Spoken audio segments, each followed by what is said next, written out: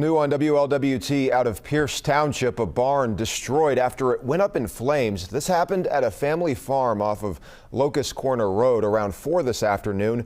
The road was briefly shut down to give firefighters access to a water hydrant. When our crews arrived a little over an hour later, the fire was barely burning, but the building was destroyed. The assistant fire chief for Pierce Township telling WLWT the owner was trying to renovate the barn and had extra wood stored inside. They aren't sure how this fire started, and luckily no people or animals were injured in the fire.